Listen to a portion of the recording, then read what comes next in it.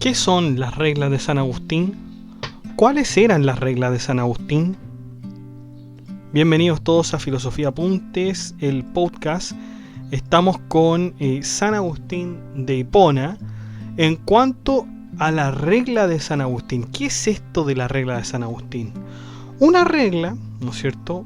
Más bien un reglamento que fue creado en el siglo V después de Cristo y fue utilizado por sus sucesores para mantener una vida monástica. Estas fueron diseñadas a partir de los escritos que San Agustín había escrito al final de su vida. Podemos ver que el filósofo apostaba por una vida pacífica y monacal para la comunidad cristiana. Fíjense ustedes que cuando se comienza a formar el cristianismo, hay una especie de conocimiento que se vuelve asceta. Asceta es o el ascetismo más bien, es una disciplina de vida que utilizaban algunos hombres, sobre todo los monjes, donde el bien está situado en el dolor y no en el placer. ¿Por qué? Porque el dolor es trabajo, el dolor da frutos, ¿no es cierto? Mientras que el placer es lo más fácil a lo que yo puedo acceder, ¿no es cierto? Pareciera ser que estamos volviendo acá a las escuelas helenísticas, ¿no? Pareciera que estamos volviendo a la escuela helenística, donde preferíamos una vida de placer o una vida de razón o una vida natural como los cínicos. Y más o menos esto es así, chicos, es así. Solamente que en esta rama del ascetismo, que nosotros no hemos visto todavía, están los agustinos, están los dominicos, están los franciscanos y un montón de personajes que van a apostar por una vida digamos de abstinencia, de no placer, ¿no es cierto? De no satisfacción de los placeres, sino que una vida, ¿no es cierto?, alejada de aquellas cosas, ¿no es cierto? Pero bueno, sin más introducción, entonces vamos allá.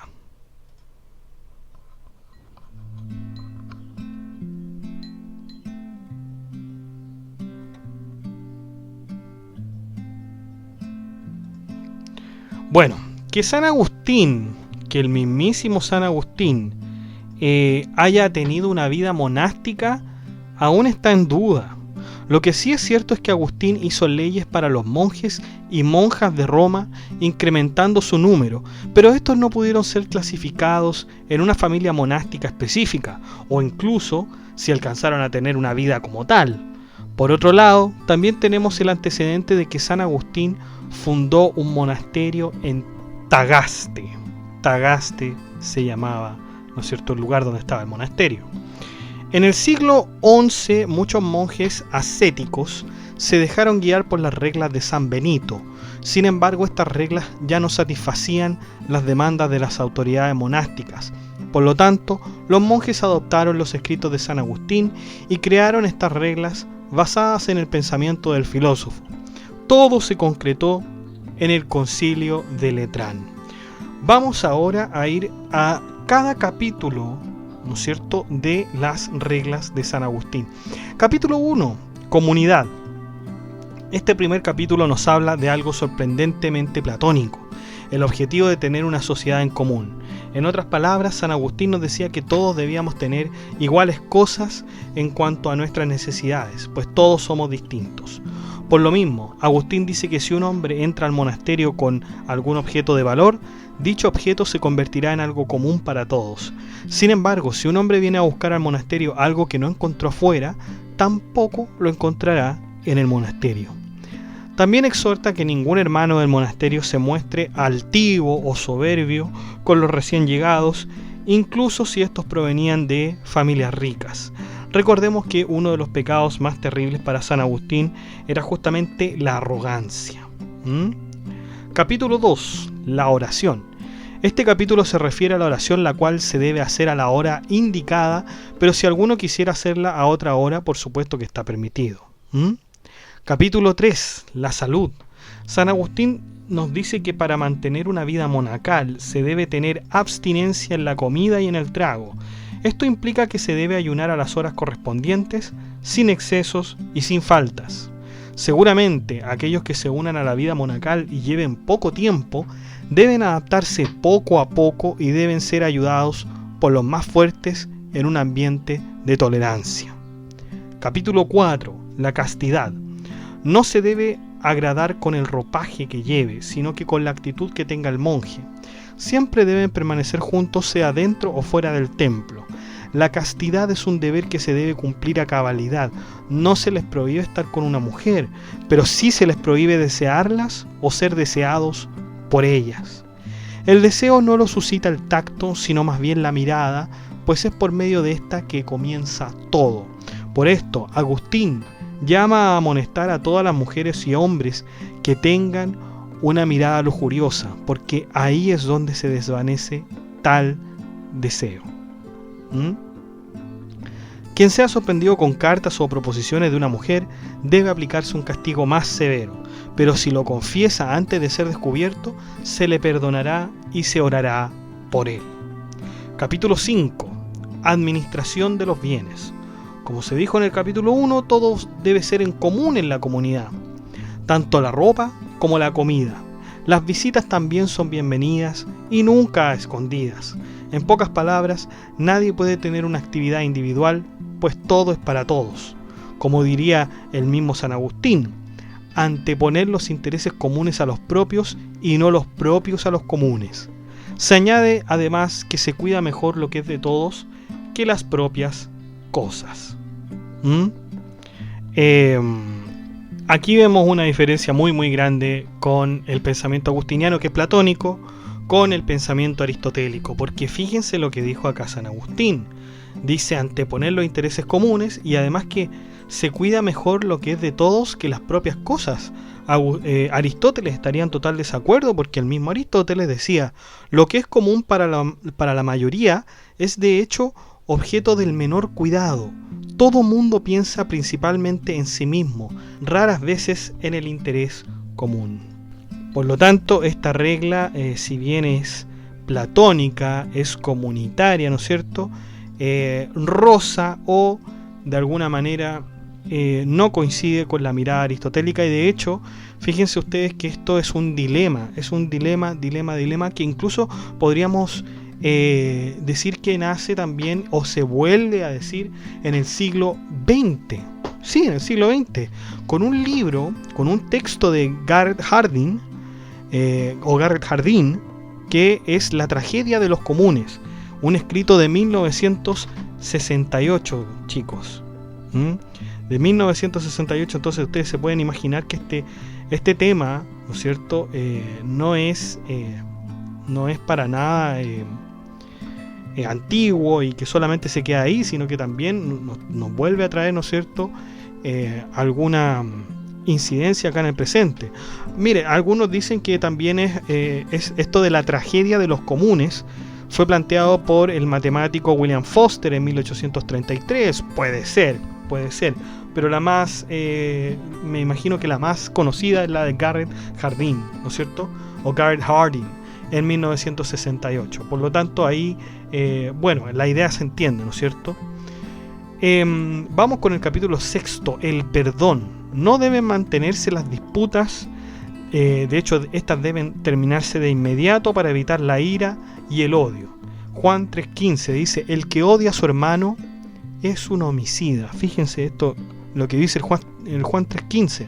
El que odia a su hermano es un homicida.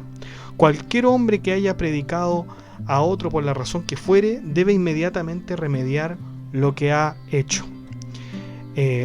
Si los dos han tenido la culpa, pues los dos deben perdonarse mutuamente.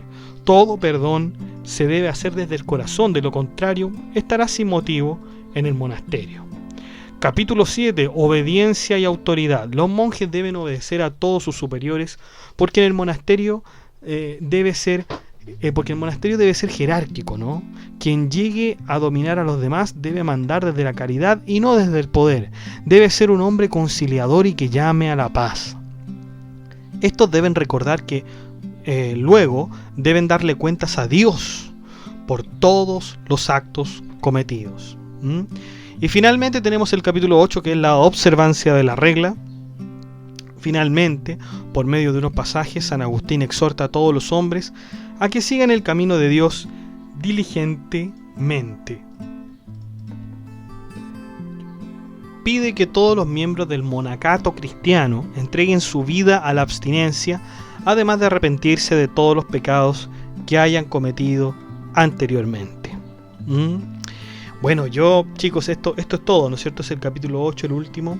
Yo creí haber leído la mayoría de la obra de San Agustín de Hipona, pero vemos que el filósofo sigue sorprendiéndonos incluso con estas específicas reglas. Estas reglas no fueron hechas voluntariamente por San Agustín, pero sí fueron extraídas por aquellos hombres que lo siguieron. Quién sabe, seguramente después encontremos aún muchas otras teorías del santo de Hipona, quien nos dejó mucho en qué pensar.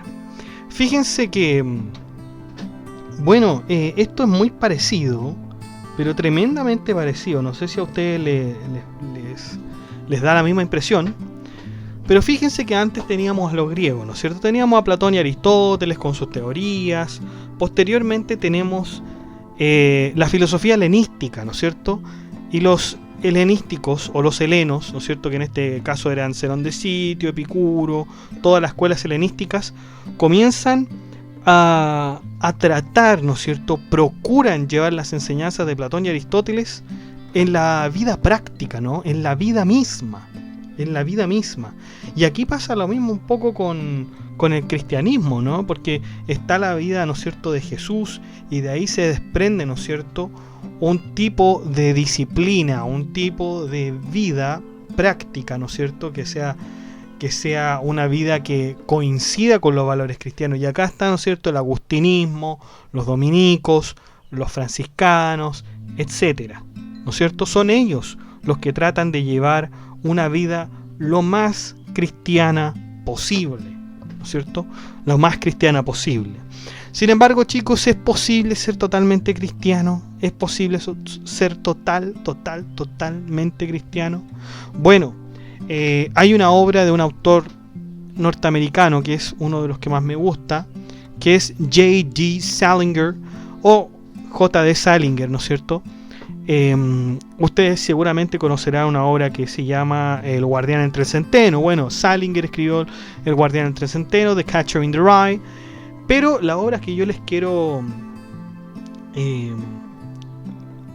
recomendar, y que tiene mucho sentido con esto que estamos hablando, es la obra de Salinger llamada Frank y Zoe, ¿no es cierto? Frank y Zoe. Porque estos dos hermanos se planteaban la cuestión de si es posible ser cristiano absolutamente, y ahí llegan los dos, ¿no es cierto?, a una conclusión. Por lo tanto, se las recomiendo, chicos, se las recomiendo que la lean, de Salinger. Salinger tiene por lo menos 3 o 4 libros, muy pocos, pero que dan una tremenda reflexión. Así que se los recomiendo, chicos, porque es muy bueno. Es uno de los pocos autores reflexivos, filosóficos, que nos ha dejado el siglo XX. Y bueno, chicos, uno pudiera pensar que una vida monástica quizás no es posible, ¿no? No es posible. Una vida llena de abstinencia no es posible. Pero, ¿cómo es que lo hicieron estos monjes? ¿Cómo es que llega un hombre, más bien, cómo es que llega un hombre a ser asceta, chicos? ¿Cómo es que lo hace? ¿Cómo es que llega a hacerlo? Es una pregunta tremendamente importante, ¿no?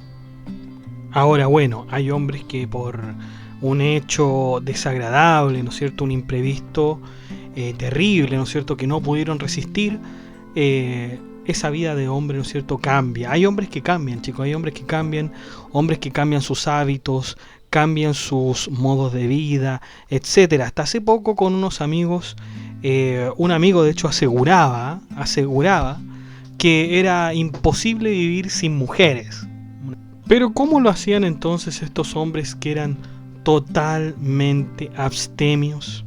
¿Conoce usted una persona abstemia? ¿Conoce usted una persona que no se deje llevar por los placeres? Es tremendamente difícil, pero no por eso se puede decir que aquel no existe, ¿no es cierto? No se puede decir aquello porque uno no sabe, ¿no es cierto?, cuándo se puede encontrar con una excepción. Pero la verdad es que estos monjes, ¿no es cierto?, ascetas, tenían una vida abstemia una vida dedicada a Dios.